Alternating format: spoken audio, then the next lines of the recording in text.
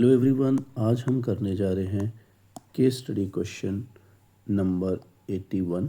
Sequence wise 81 question number है और ये सीबीएसई की तरफ से जो क्वेश्चन बैंक दिया है उसका टॉपिक प्रोबेबिलिटी का फर्स्ट क्वेश्चन है।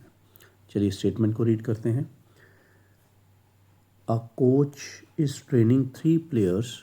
ही observes that player A can hit a target 4 times in 5। 5 में से 4 बार टारगेट को हिट करता है। Player B can hit 3 times in 4 shots and the player C can hit 2 times in 3 shots। ठीक है, उसके बाद from this situation answer the following। Let the target is hit by A comma B, the target is hit by B and C, the target is hit by A and C, then the probability that A, B and C all will hit is। तीनों ही target को hit करने की probability क्या है कि तीनों ही target को hit कर दें। तो पहले मैं यहाँ से शुरू करूँगा जो डाटा दिया हुआ है। तो ए की प्रोबेबिलिटी है भाई वो 5 में से 4 शॉट हिट कर रहा है तो उसकी प्रोबेबिलिटी है 4/5। ठीक है। बी की प्रोबेबिलिटी क्या है 3/4। सी की टारगेट हिट करने की प्रोबेबिलिटी है 2/3। ठीक है, तो ये हमें ए बी सी की प्रोबेबिलिटीज मिल गई 4/5, 3/4, 2/3। अब फर्स्ट पार्ट में क्या बोला है कि तीनों ही टारगेट को हिट करे तो हमें क्या फाइंड आउट करना है, probability of A B and C. ठीक है, तो इसके लिए क्या करेंगे हम, देखिए क्योंकि ये तीनों जो हैं इंडिपेंडेंट हैं। ठीक है, तीनों इंडिपेंडेंट हैं तो इसका मतलब probability of A B C, या इसको ऐसे भी लिख सकते हैं बच्चे, A intersection B intersection C, ये फाइंड आउट करनी है। तो इंडिपेंडेंट के केस में इंटरसेक्शन को हम ऐसे इंडिविजुअली प्रोबेबिलिटी में कन्वर्ट कर सकते हैं, ये हमारा रूल है। ठीक है, तो मैं यहाँ पे भी प्रोबेबिलिटी लगाऊंगा। फिर ए की प्रोबेबिलिटी है 4/5, बी की है 3/4, सी की है 2/3। अब थोड़ी सी कैंसिलेशन करने के बाद देखते हैं क्या आता है जवाब हमारा। ये आ रहा है 2/5, तो 2/5 ये रही हमारे पास option. Second part, referring to first part, what is the probability that B and C will hit, A will lose. तो अब कह रहा है कि B and A will hit but A will lose. जिसको लूज करवाना है उसको क्या करना है, उसके ऊपर बार डालना है। तो अब फिर वही बात है कि इंडिपेंडेंट होने के कारण इनको मैं ऐसे ही प्रोबेबिलिटी को बाहर निकालूंगा इंटरसेक्शन में से। ठीक है, प्रोबेबिलिटी ऑफ बी मेरे पास है, चलो मैं अभी फिल करता हूँ। पहले मैं प्रोबेबिलिटी ऑफ ए बार को मैं बताता हूँ, इसको हमें क्या लिखना होता है, प्रोबेबिलिटी ऑफ ए बार को 1 माइनस प्रोबेबिलिटी ऑफ ए। अब वैल्यूज़ फिल करते हैं जल्दी से। प्रोबेबिलिटी ऑफ बी मेरे पास है 3/4, प्रोबेबिलिटी ऑफ सी मेरे पास है 2/3 और 1 माइनस प्रोबेबिलिटी ऑफ ए वो थी 4/5। अब इसको करते हैं कैलकुलेट। 3/4, 2/3 और ये आ गया 1/5। 3 काटो भाई, ये काटो, क्या आया 1/10 है ऑप्शन, बिल्कुल ये रही भी ए ऑप्शन है। चलिए अब आते हैं थर्ड पार्ट पर। With reference to the events mentioned in first part, what is the probability that any two of A, B and C will hit? कह रहा है कि अब दो ही हिट करें, मतलब ए बी हिट करें तो सी ना करे, बी सी करे तो ए ना करे, और इसी तरह से तीसरा मैं भी लिख के बताता हूँ आपको। देखिए ए और बी हिट करें, सी हिट ना करे।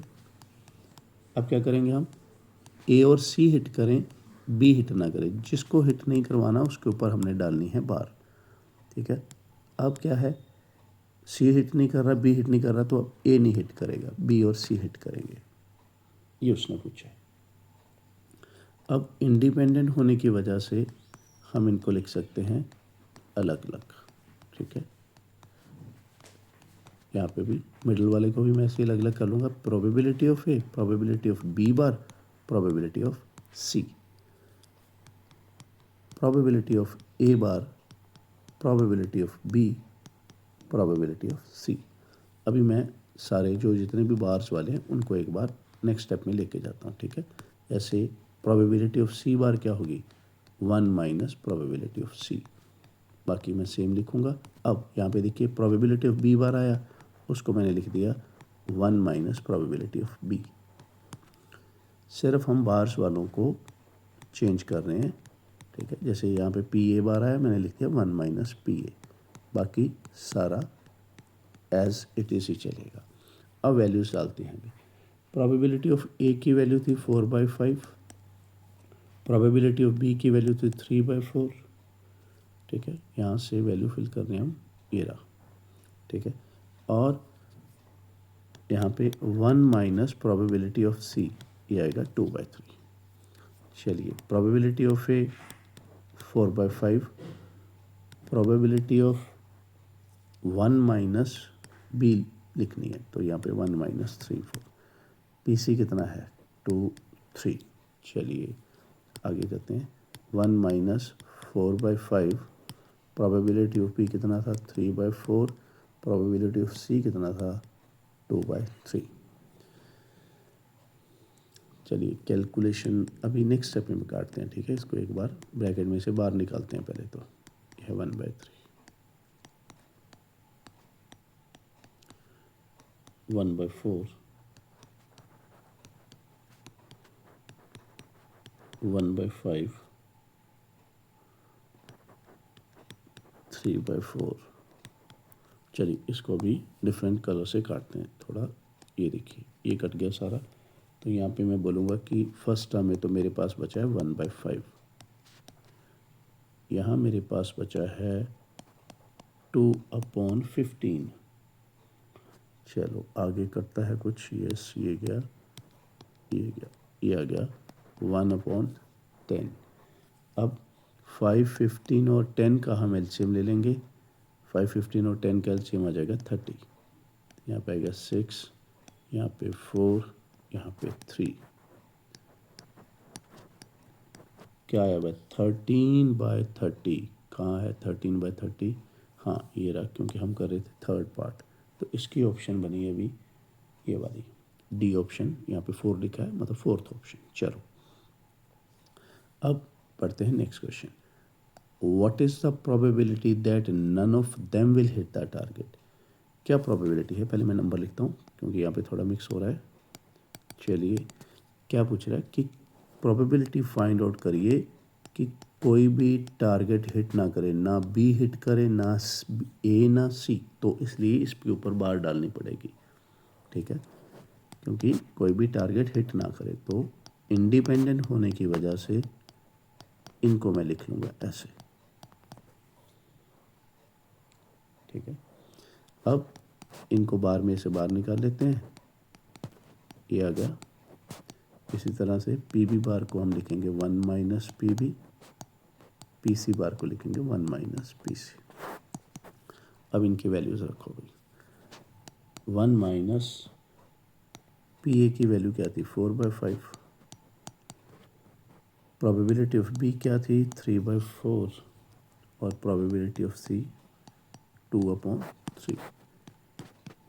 1/5, 1/4, 1/3, क्या आया अभी 1/60। कहाँ है 1/60, ये रहा। चलो ये भी हमारा फिनिश हो गया। अब फिफ्थ पार्ट यहीं पे करेंगे हम, ठीक है। What is the probability that at least one of A B और C will hit the target. तो एट लीस्ट का मतलब होता है बच्चों यूनियन, तो ये उसकी डिमांड है, ठीक है। अब इसके लिए हमारे पास फॉर्मूला क्या है कि अगर हमने ये निकालना है तो हम इसमें से नन वाला माइनस कर देंगे। 1 माइनस किसी ने हिट नहीं किया, ये इसके लिए शॉर्टेस्ट रूट है कि अगर हमने एटलीस्ट पे जाना है तो 1 में से क्या माइनस कर दो कि किसी ने भी शॉर्ट नहीं लगाया है। अब आगे ये इंडिपेंडेंट है तो इसको ऐसे लिख सकते हैं हम। इसकी मैं ऐसे कहता हूँ, वैसे तो हमारे पास वैल्यू है, हमें टाइम वेस्ट करना नहीं चाहिए। ये हमने फोर्थ में किया था अभी, नहीं फोर्थ में नहीं, नन वाला कहाँ बट इधर, हाँ फोर्थ में किया था। तो इसका जवाब था फोर्थ में हमारे पास, एक मिनट थोड़ा सा मेरे को देखने दो क्योंकि 2 पेजेस हैं, सो लेट मी चेक।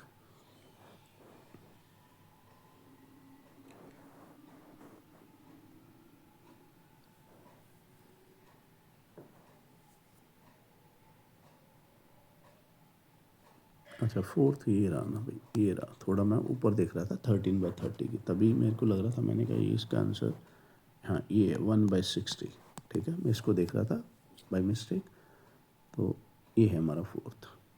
चलिए, तो 1 - 1/60, तो ये कितना बना भाई, 59/60।